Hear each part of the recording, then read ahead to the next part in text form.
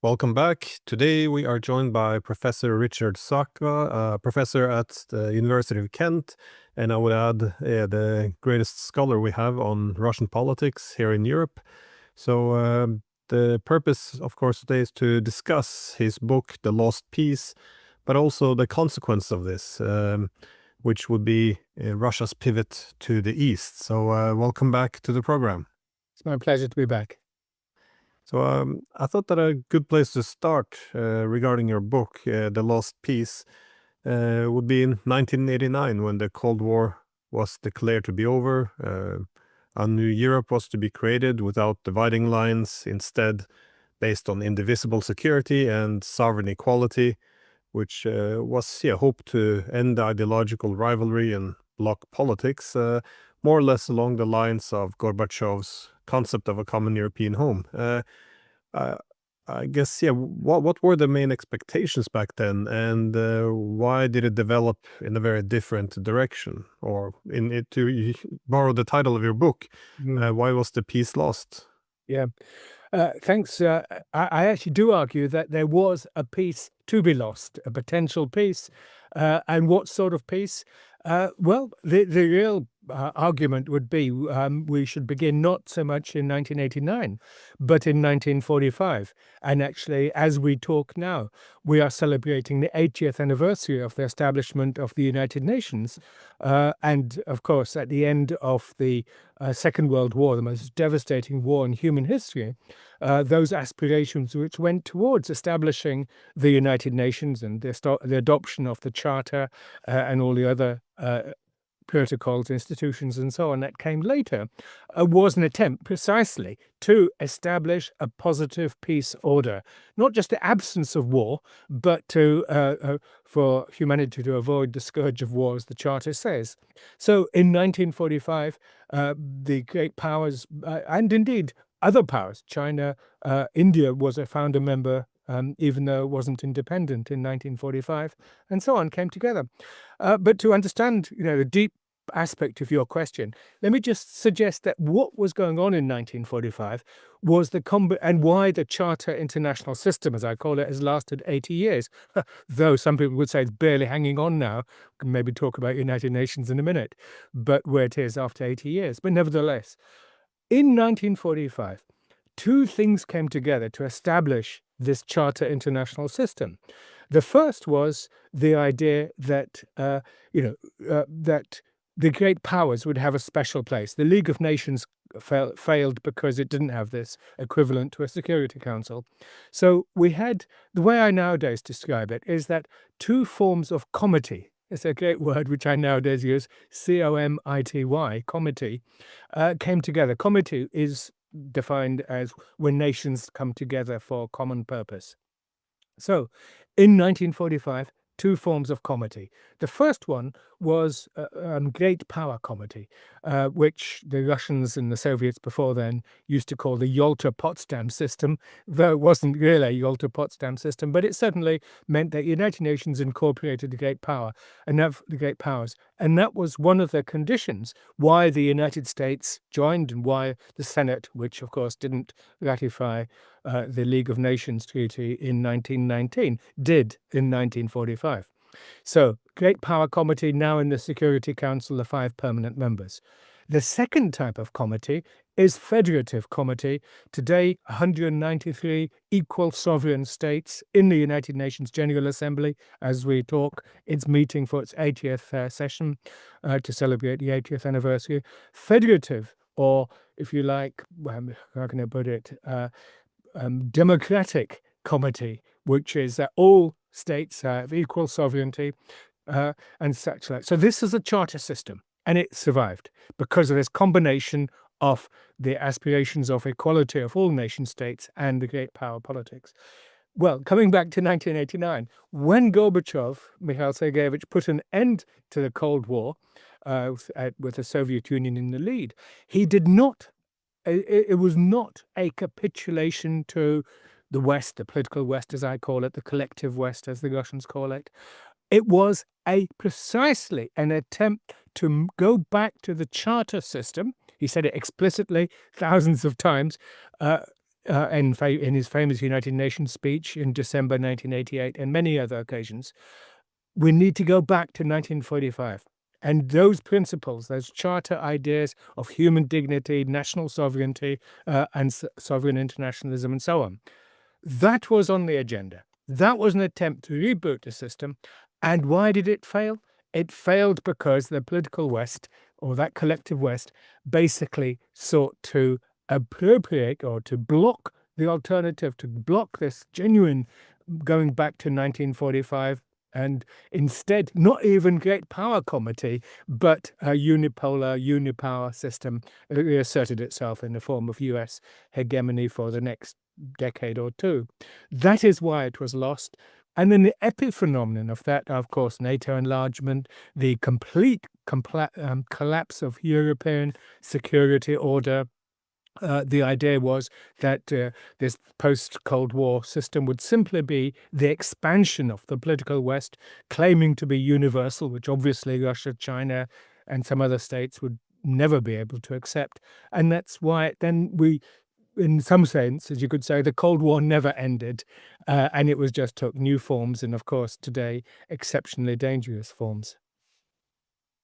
So the Cold War, well, from the Second World War, you would see that the West more or less lived in a dual system then, because we did have the, I guess, the transatlantic system of the political West, but at the same time, the, I guess, institutions it framed around the United Nations. So, one hand we have the bloc system of political West, and on the other there is this more inclusive international system, which international law is anchored in.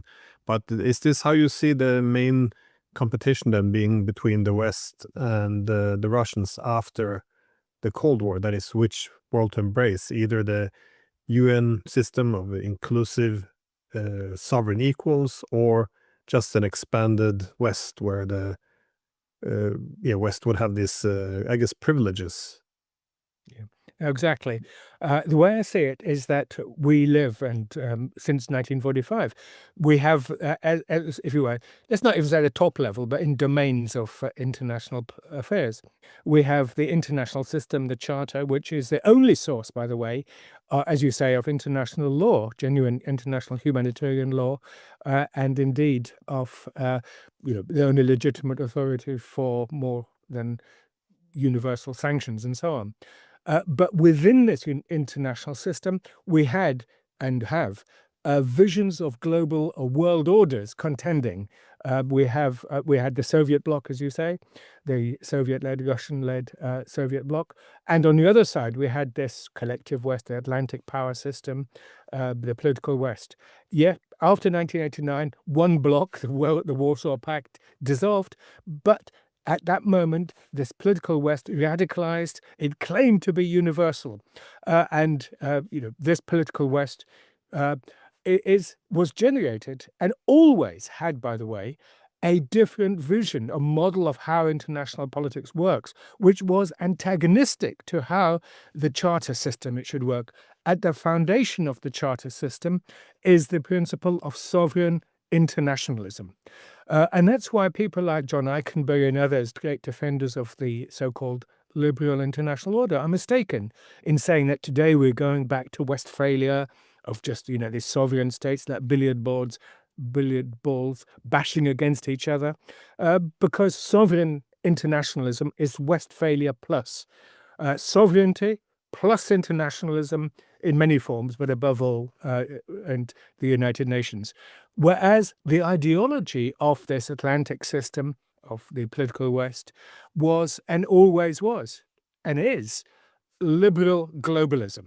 John Mearsheimer calls it liberal hegemony after 1989, but liberal globalism. In other words, that there were things above and higher than national sovereignty. And that's why the United States, during the first Cold War, intervened 55 times with various types of coups or interventions, even when democratically powers, for example, Chile in 1973.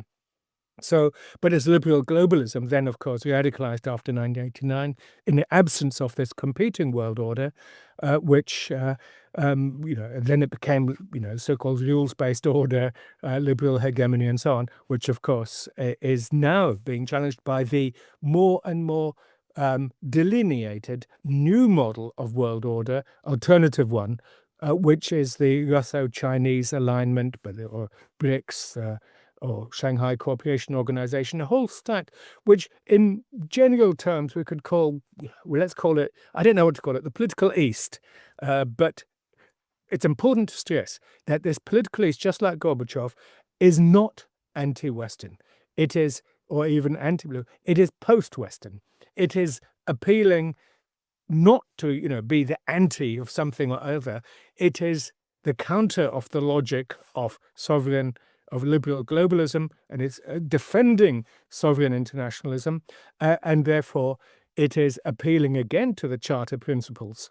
And that's what makes this, where we live today, unless we enter into full-scale war, so interesting, is that we now have a global force led by, with all of their flaws, Russia and China and India and Brazil and so many other countries. Indonesia joined the BRICS organization this year. In other words, to defend precisely Charter principles. And that's the key thing. Whenever I speak to some American officials who had a role in constructing the post-Cold War security architecture in Europe, they always make the point, much like John Mersheimer, that the principal thought was that this was going to be a force for good. Again, that the good intentions were essentially genuine. The idea that they could recreate the world in their image of one organized around U.S. hegemony and liberal democratic values was supposed to be something not aimed against someone. It was supposed to be a force for good, something and everyone would benefit in.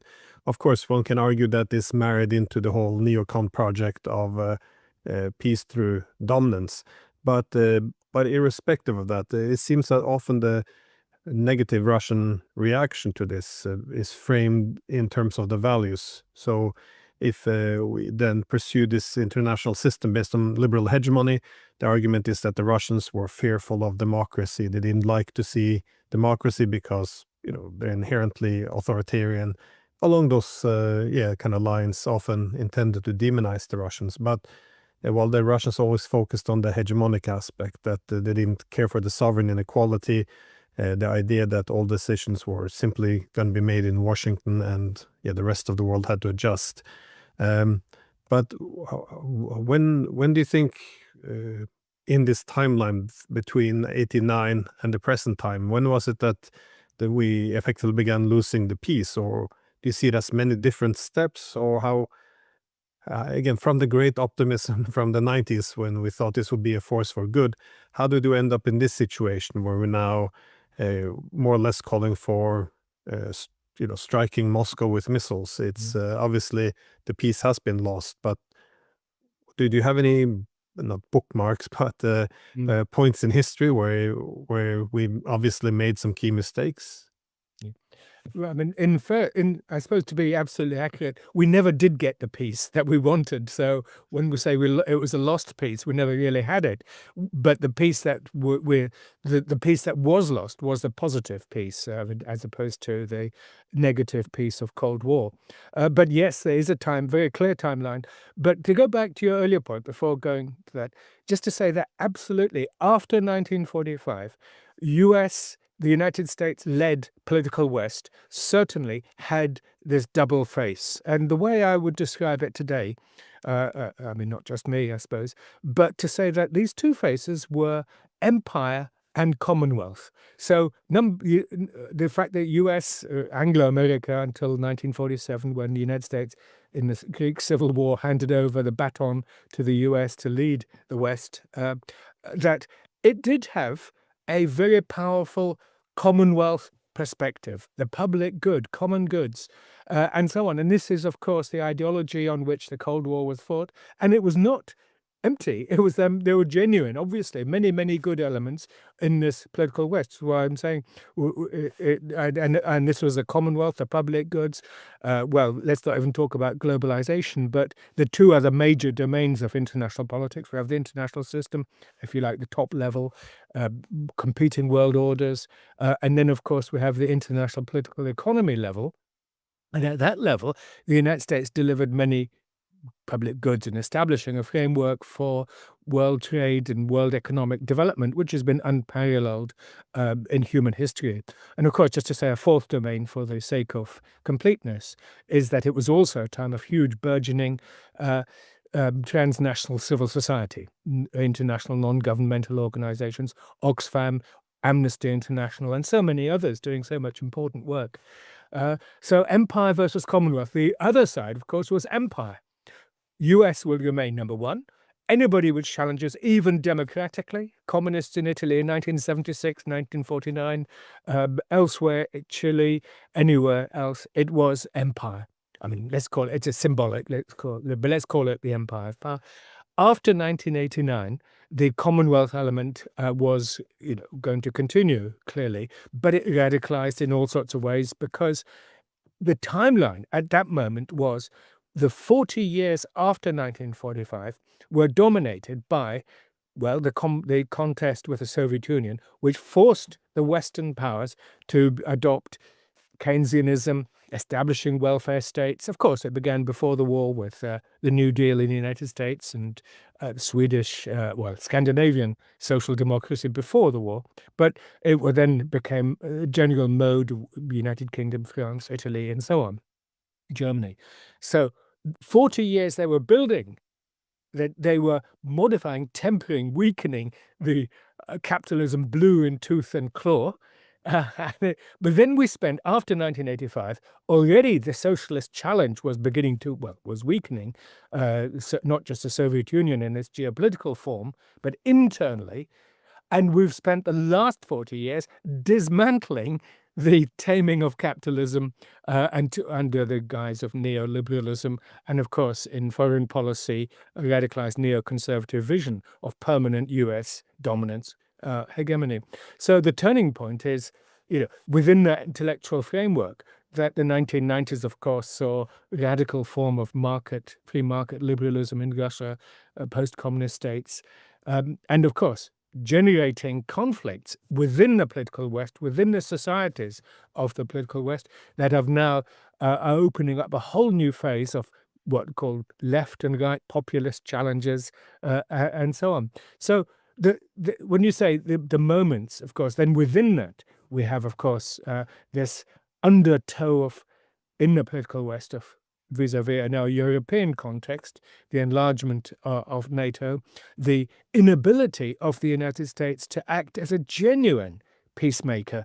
We can see this already in the Yugoslav civil wars, or Yugoslav wars in the 1990s, the bombing of Yugoslavia, Serbia in 1999, and of course the illegal Anglo-American invasion of 2003, the US withdrawal from the anti-ballistic missile treaty in June 2002. So there's lots of moments on this path, which of course was an accumulating security dilemma on the European continent, which exploded in the terrible war, which we now see, Russia-Ukrainian war.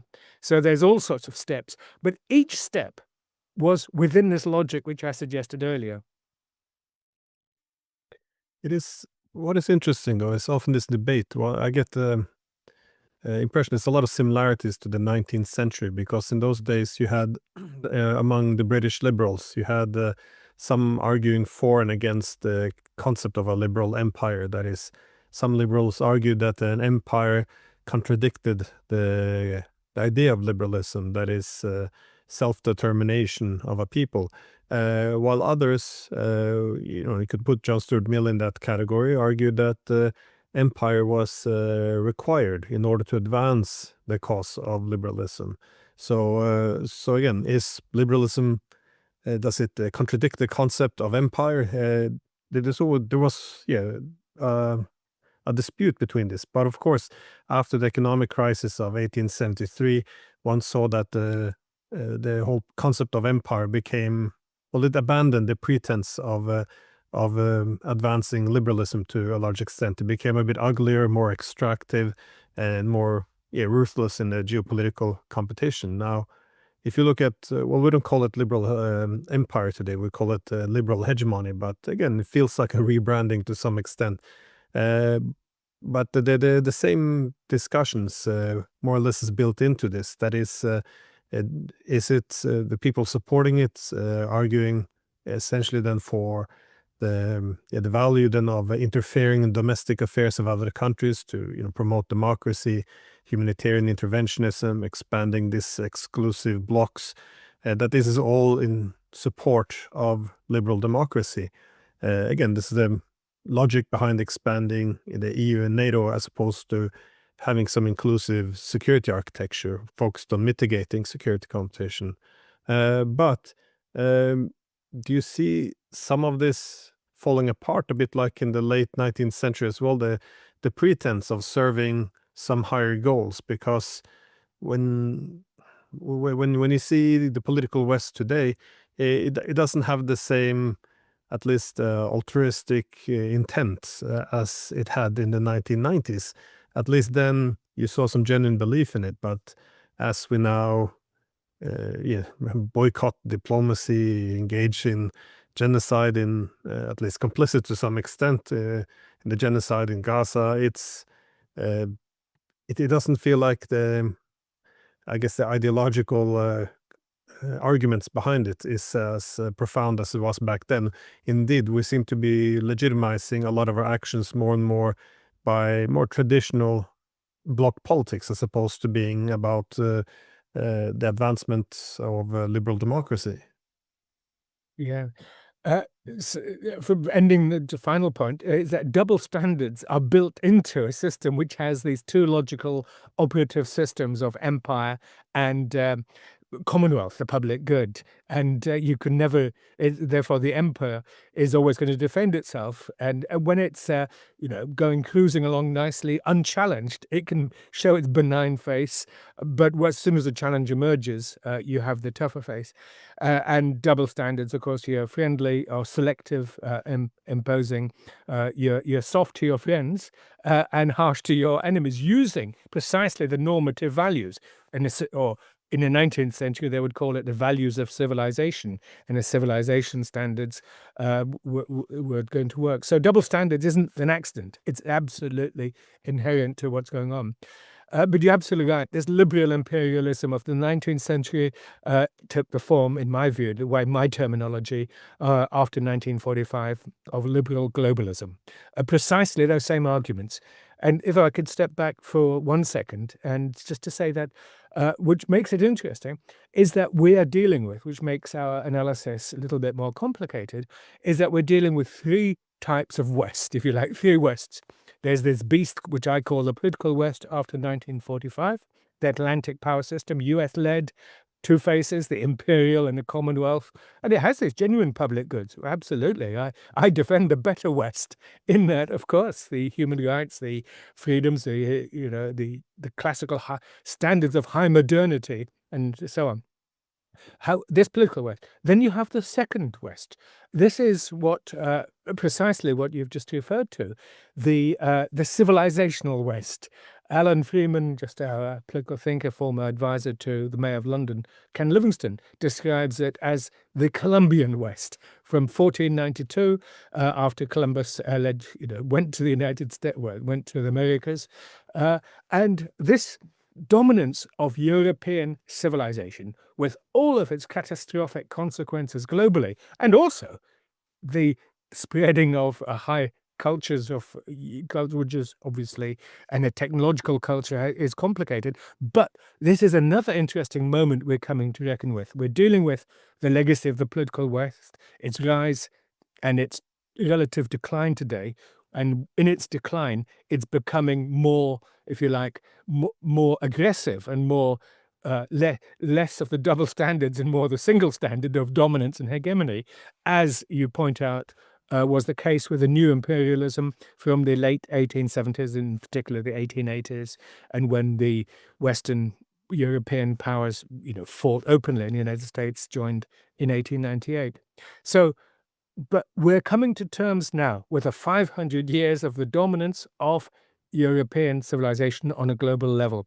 As we know, one of our colleagues, Sergei Karaganov in Russia, is writing a lot about this, one of the leaders, organizers of the Valdau Club, who has been arguing that this dominance of the West, he sometimes uses 500 years, sometimes 300 years, but is coming to an end. So we have the double crisis of the political West after 1945, of the civilizational West, and the rest of the world is also coming to terms with it.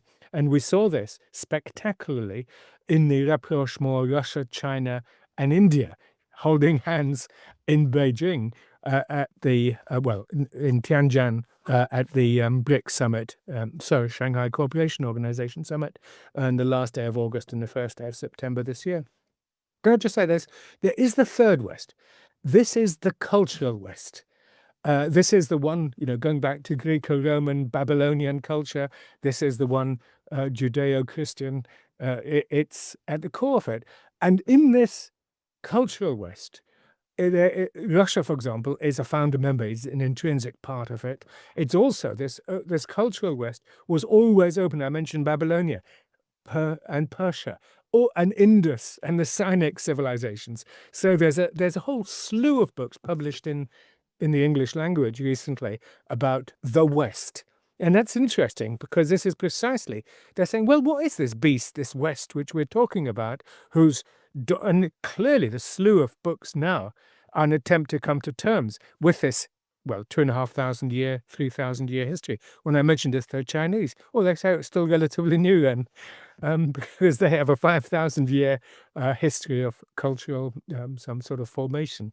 But yes, so again, so there's lots of things coming together at this moment, which makes it, very exciting intellectually. If only we can get a conceptual grasp of these multiple layers and multiple, it's easy to use the word crisis, but certainly, the Greek word crisis means a moment of reflection in the life of the community, and that's what we're doing, is reflecting, and it's fascinating to do so, though with those huge dangers which we've identified. Oh, I like yeah, that's a nicer way of looking at crisis, a more helpful one as well. I want to address this pivot to the east, which you mentioned. Obviously, the meeting in the Shanghai Cooperation Organization became a good indication of this, but a lot of the reasoning behind this, the Russian abandonment of Greater Europe, it became to a large extent the consequence of the coup in 2014 in Ukraine, because for the Russians they had more or less preserved Gorbachev's idea of a common European home in different formats, but even Putin wanted what is often referred to as a Greater Europe. But the problem always with NATO expansion, also recognized in the 1990s, was there would be no logical stop for it. Where would it stop before reaching Ukraine? And more or less, it seemed a lot, or if not most people, recognized that this would be deeply problematic. And that became the very important year of 2014, when the government in Ukraine was toppled with the support of the West, because the Russians seemed to think that this was, it became evidence that there would be no gradual integration of Russia. Instead, Ukraine would be, built as a wall or a front line against Russia. And this is when the Russians seemed to abandon this dream of Greater Europe and replaced it with what they now refer to as Greater Eurasia. Now, I agree with you. I don't think this Greater Eurasia concept is aimed against the West as a bloc along the lines of the Cold War, but rather, I think, simply creating a post-Western world where the West is not against the West, but it's not as Western-centric as it was in the past. Now, I wanted to ask about what the implications are for Europe, because it was only Russia wanting to look to the east. It could be another Primakov moment. But again, this is a very different time in history. In 2013, the Chinese had announced this Belt and Road Initiative.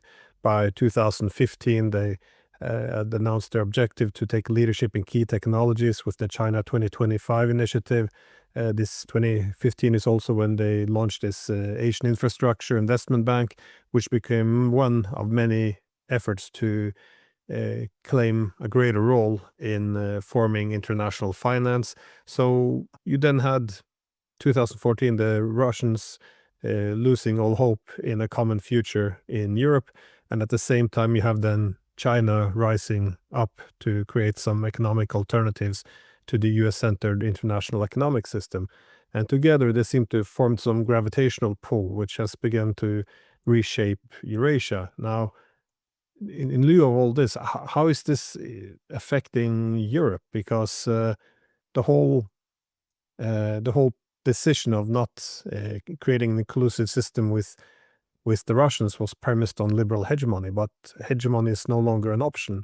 So how does this unavoidably create a new Cold War, or how are you assessing, I guess, Russia's position in Europe's position in this greater Eurasia?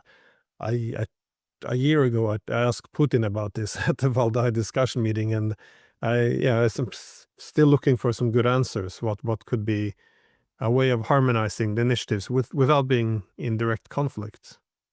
Yeah. No, you're absolutely right that we're talking about the emergence of an increasingly post-Western world orders, or even an international system with declining dominance of the political West, and indeed declining dominance of the civilizational West as we come to terms with our own background. Hopefully, our cultural West will survive and thrive. But to go to a specific thing, it is hubris. Jonathan Haslam's got an excellent book called Hubris on the background to the Russo-Ukrainian war. And it really was. It was just one step after another. You asked earlier about the staging posts.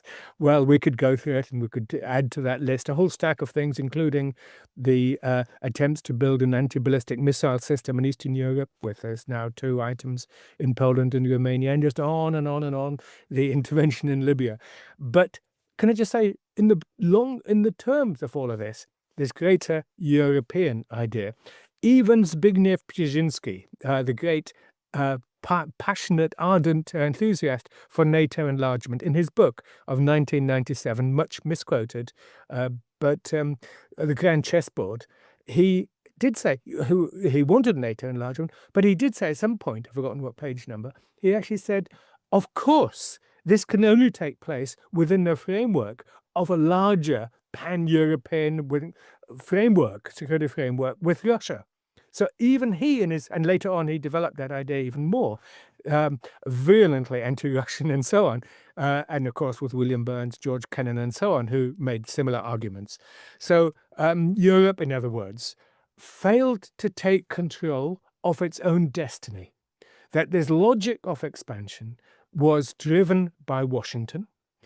Of course, there was a demand for it from the former communist countries in Eastern Europe, but a demand generated, of course, in large part because of the absence of a coherent alternative. And you can understand why they'd want to join NATO, which was the only thing on offer, when there was the Partnership for Peace, if the not the Council of Europe, but if the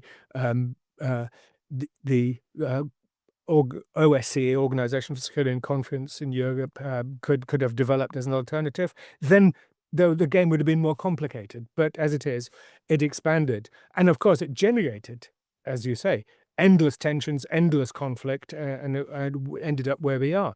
But the deeper thing is, as I say, after 1989, Europe failed to disengage itself from the political West. So NATO enlargement wasn't just about bringing in Eastern Europe or enlarging. It was also a way of maintaining US hegemony over Western Europe itself. Quite explicitly, actually. I've just recently been looking into this question. In Bosnia, when, if you remember, in 1990-91, this Luxembourg politician said, "This is the hour of Europe has struck." And in the first year, 91-92, Europe says to Washington, "Keep out of it. This is our backyard. We'll deal with this." And of course, the United States then Germany did premature recognition of Croatia, didn't help. But the Europeans ultimately were unable to deal with it. The US deliberately then comes in, blocks what was earlier versions of the Badinter and earlier plan of Vanso and in Bosnia. Anyway, we could go into all this detail, but bottom line was that after 1989, it wasn't just, we keep talking about NATO enlargement, it was the mere fact of NATO remaining was a way of ensuring that the United States, the European states, remain subaltern or vassal states, as some people call it, and so on. And the result is today that this overextension hitting the rock of Ukraine war over there, on which the European project will founder, because quite clearly they've met more or less a solid object, which is Russian resistance to this expansion, and of course this out of this collision, catastrophic, which we're seeing now. Of course, the escalation of incidents, so-called Russian infringements, drone in Poland, flights in the Baltic, in Romania, etc. So the political West, the mere fact that it continued after 1989 meant that Europe couldn't take control of its own destiny. Emmanuel Macron, when he first came into power as president of France in 2017 and soon afterwards, made some splendid speeches precisely on this issue. It was called strategic autonomy and all the rest. It failed. So what do we have today? We have, as a result of the Russo-Ukrainian war, we have the NATOization of the European Union. So as I say, it wasn't just about expansion. It was about deepening NATO within the very heart of the European political project, which means it is no longer a peace project, insofar as it ever was, the European Union. It has become a war project, as we've seen now. Catastrophic outcomes, and of course, with huge economic difficulties. The energy costs are 3 times higher than they were before the war, because cheap Russian gas is no longer available. And it's worse. I mean, the Commission under Ursula von der Leyen is on a suicidal path to destroy the European economies because of the intensity of the virulence of their Russophobia. It's become a pathology, as we know, with Kaja Kallas as the Foreign Affairs Commissioner, Kublias in the military, Friedrich Merz in Germany, who is, again, something quite astonishing. So Europe is on a path of self-destruction. Meanwhile, as you say, the rest of the world is looking on and looking, as the global north fragments and even the political west is declining because it had those two aspects, the Commonwealth and the empire, and is now simply becoming empire. As you say, late 19th century, where it sheds its illusions. Elsewhere I describe it as the curtain is drawn, because the power system behind all these nice words was, behind a veil, and now that veil has gone. And we can see that Trumpian America, Starmerite Britain, Merzian Germany, Macronist France, these are just virulently militarizing states, which do not even, apart from Trump, they do not even consider the concept of peace, negotiation, and diplomacy to end this dreadful war on our continent. Anyway, in all of that, we have indeed the emergence of an alternative, Greater Europe. But as you say, what is this Greater Eurasian project? Where does it begin? Where does it end? What political forms will it take? What institutional forms will it take? It's a work in progress, people would say. And that's why I said, do we call it the Northern Eurasian element, because that's obviously the Northern Eurasian states, China, Russia. Do we call it the Global East, of course, allied with the Global South, which many countries there are balancing, bandwagoning, and all that classical debates about that. So, but in some ways, we're back to great power conflict. And so we're back to a late 19th century moment. And we know how that ended in the First World War. And the whole point of the Charter International System was to avert going back to a 1914 or 1939. But unfortunately, we're heading precipitously towards that denouement unless we, as intellectuals, as peace movements, other movements, if we can have a countervailing force. And we see that, I suppose. Just one final point, in touch on what you say. As you say, it isn't anti-Western.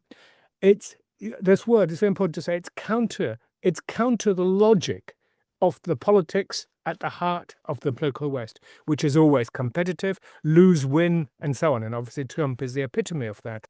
Whereas many people criticize the Chinese win-win philosophy, but it rather appeals to me. It's let's make it work. Let's change the dynamics of international politics. And it's so catastrophic facing, we've got so many technological, exciting developments. I'm excited by small modular reactors. It could develop parts of Asia, parts of Africa, the Arctic, where it's difficult to get electricity. We can improve. Humanity can do so much. And instead of which, if I may say so, those backward-looking political elites in Washington and Brussels and Warsaw and London and Berlin, and the list, I'm afraid, is quite even longer than that, are looking to a stage, an anachronistic, archaic form of politics, which in 1945, for a brief moment, in 1989, a second moment, we really thought we could transcend.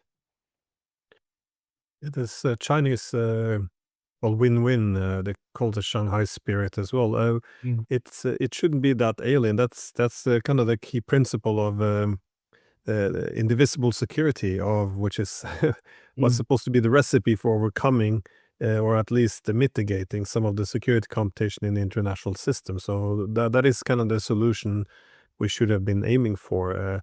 It just seems like in the West we do have some problem with the adjusting to the post-hegemonic moment, because this is the end of a 500-year long moment. So I don't hear enough of this in terms of how is it possible for us to, as the political West, to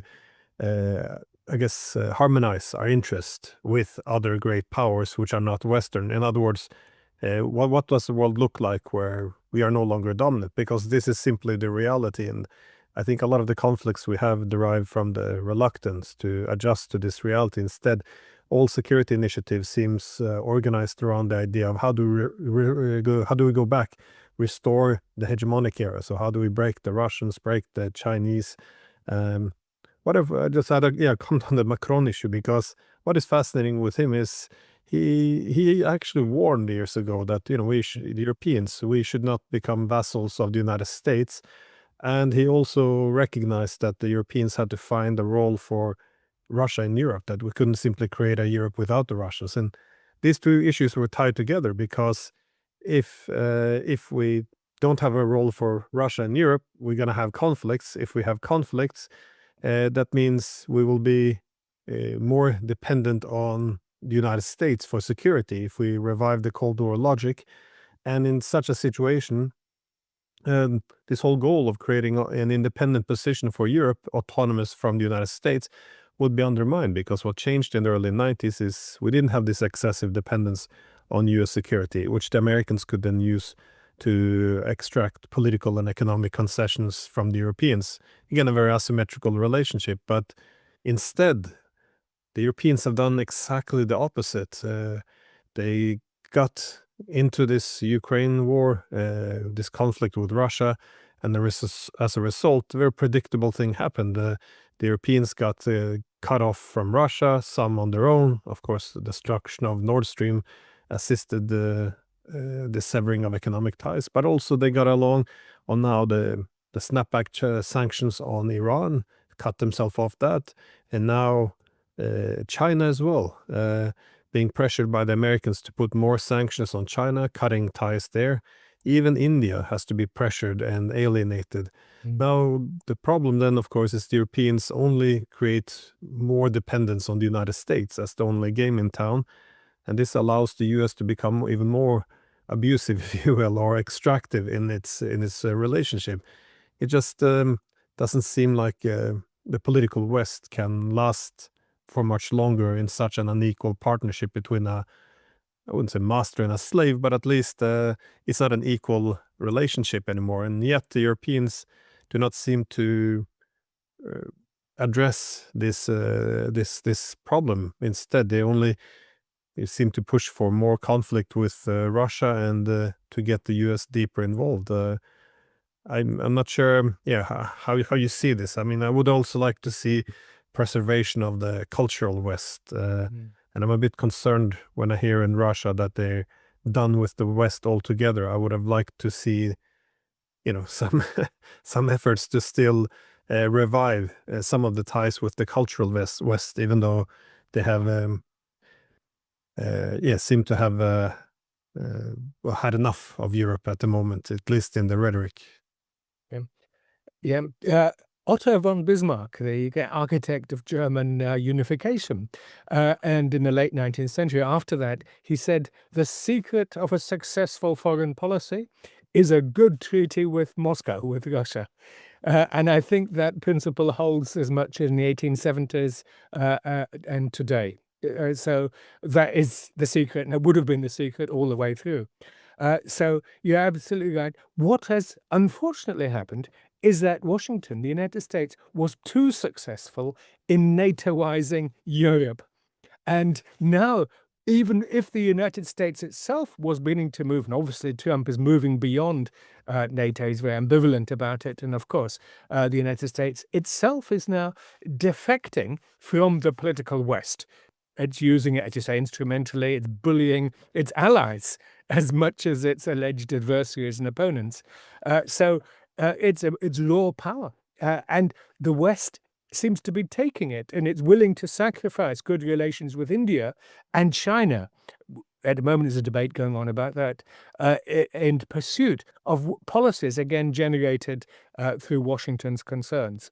So, and the political West, and the way I look at this Trumpian phenomenon, which of course intersects with all of these things, is that Trump himself is interesting because the first, I mean, I now like this look at it, is that Trump has done, is leading basically 4 defections, leaving. The first one, he's leaving the political West. United States, MAGA, it's all about this. America first, make America great again. We don't need these Western European allies. They've been a burden to us, and so on and so forth. If you want us anything from the US, you have to pay for it. And if you want to continue the war in Ukraine, you pay for it. We'll give you weapons, but you pay for it. And you take responsibility for it. So the political West is splitting now. But this defection, you could say this Trumpian one, was welcome across the whole spectrum of left-wing and peacenik people could say, yeah, it's time. This NATO established for a purpose. It should have been dissolved 40 years ago. But the second defection is more concerning about the United States because it's defecting also from the international system, from the Charter of the United Nations. As we know, the United States is not paying, and it hasn't done for many years, including under Biden, its full whack for the United Nations for the costs. And in fact, it's this year, it's only paid 1/3 of its money. By the way, China is not up to date of paying its contribution to the United Nations. And that's a point which I think we really ought to make with our Chinese friends. Why doesn't it step in to support the United Nations and its work? As you know, the United Nations has to lose about 500 staff this year alone. So it's very bad. That's the second defection. Of course, the other ones are domestic, US, Trump defecting from the US Constitution, dismantling the administrative state a la Bannon internally, and of course, defecting from the international political economic order, which it established in favor of unilateral sanctions and tariffs and so on. So as for Europe, where does this leave it? As you say, in Russia, almost any academic, intellectual, public thinker in Russia will say, apart from the Eurasianists, that Russia is fundamentally a European state. Now, we know this. I've never been to Vladivostok, but I've been as far as Tomsk and Irkutsk and so on. And these are European societies, thoroughly European.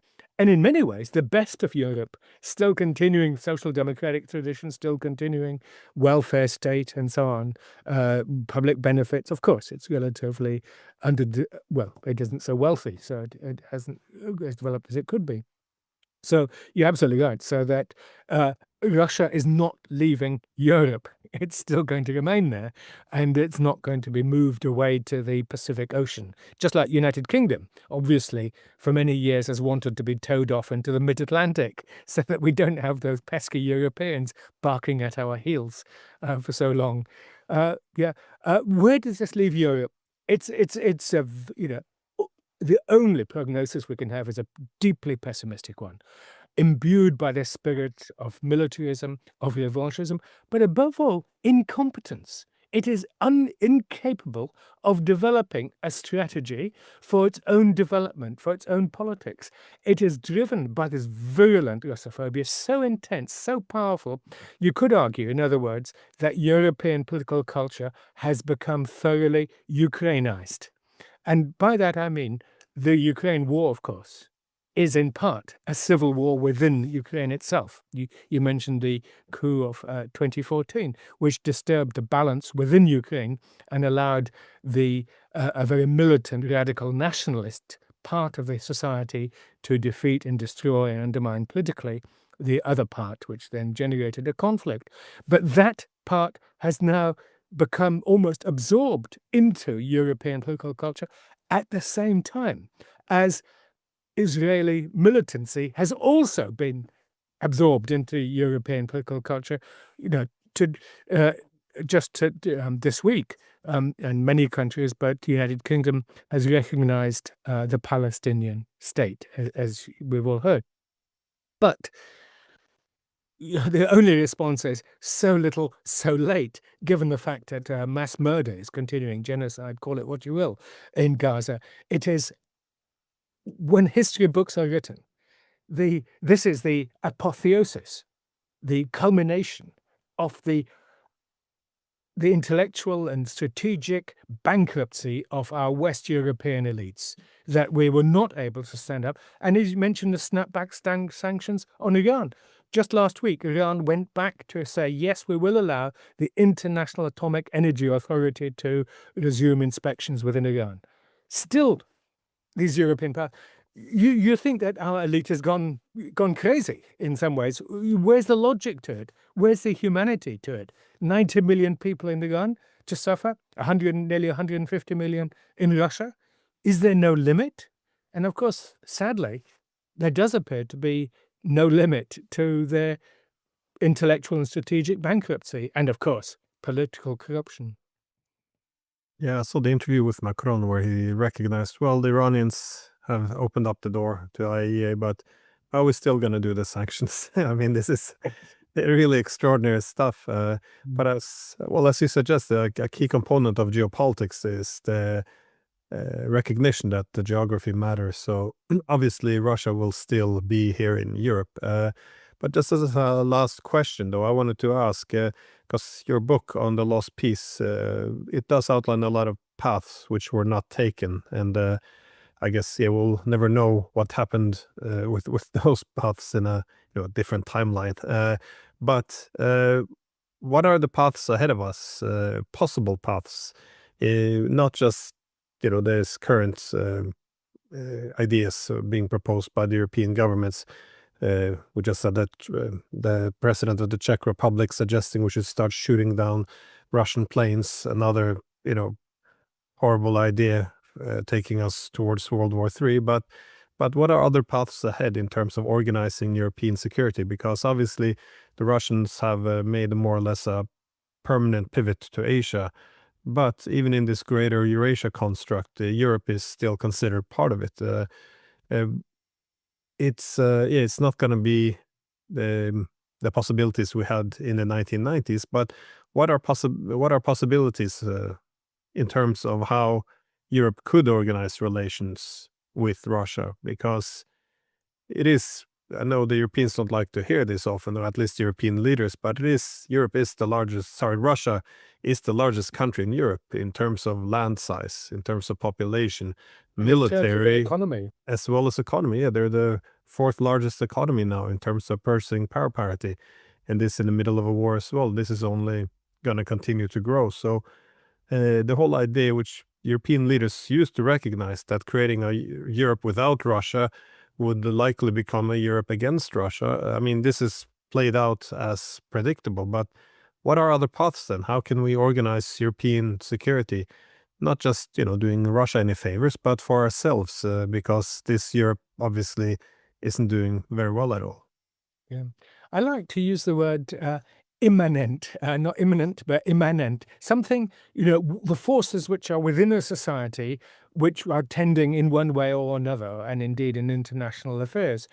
So in 1945, there was potential. That moment, the 1945 moment, the spirit of 1945, we can call it, was leading towards, okay, we've got to go towards establish this charter system. But of course, at the same time, we had the Cold War was soon afterwards generated. And then, of course, in 1989, that within Russia and indeed with the peace movements in the West, there was a particular push in a certain direction. Today, what are the forces? What are the deep bubbling forces underneath society which would lead to be able to answer your question in this particular moment? And unfortunately, within the political West, or this West which we talk about, it's all deeply negative. There's, we would then say, where are the peace movements? Where are those arguing? There are peace movements. There's plenty. I've been talking to many of these marvelous people, and there is a countervailing forces and brave individuals. In the United States, we have the Quincy Institute for Responsible Statecraft, which, and many, many others, which are doing good work. In the United Kingdom, unfortunately, there's almost a complete intellectual and institutional bankruptcy in terms of thinking alternative ways. Unfortunately, people would argue it takes a war for the international system, for that moment to change and the imminent forces to emerge out. And of course, in the nuclear age, that war, of course, will be effectively terminal for humanity. Insects may well survive and cockroaches will thrive, but the countervailing force today is not from within the West, but it is from outside the West, the post-Western, the counter forces, not anti, but the counter forces to the logic of conflict, with all of their contradictions. Russia, China, India, of course, also have work to do internally to make themselves more in conformity with charter ideals. Okay, you feed the people first, and we then move on. Good. That's a reasonable way of doing things. In short, today, deeply negative for our Western societies. Deeply negative. In the United Kingdom, as you know, we have a deeply unpopular government. In France, Macron's got 17%, Labour Party 20%. I mean, it's just incredible how the political elite, the attempt to establish an alternative headed by Corbyn and Zara Sultana in the United Kingdom, called Your Party, has very quickly split. I don't know whether it'll recover. And the ideas and the excitement is on the right. We saw that in the United States with Charlie Kirk. We see that in France with Rassemblement National. And that, of course, may stabilize the situation, but it doesn't provide solutions. So I think that the only prognosis is the only one. There's no international system or no alternative to the Charter international system, however badly it works. United Nations reform, make the United Nations system work, and let's live up to those principles of 1945.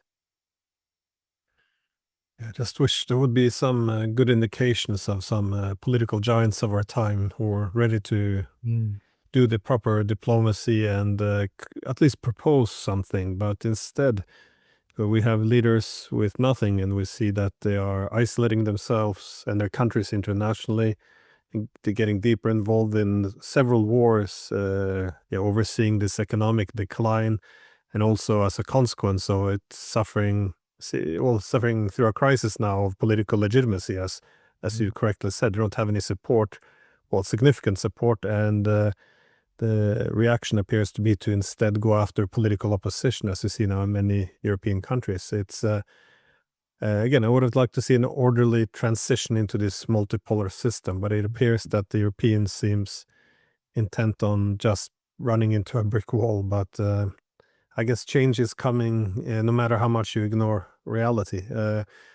Anyways, I always love reading your books, so I'll leave a link in the description, and I can't recommend The Lost Piece enough to anyone listening. So yeah, thanks again for taking the time. My pleasure. Thank you very much.